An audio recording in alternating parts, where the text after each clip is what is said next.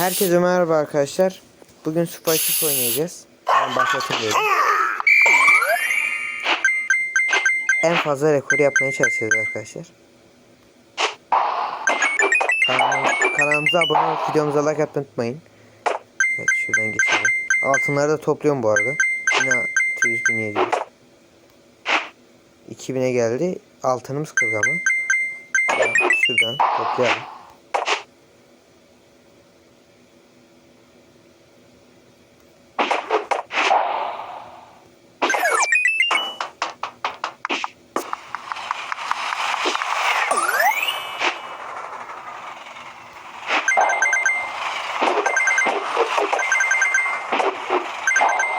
Güzel oyuna güncelleme gelmiş. Böyle hoparlörler koymuşlar yani.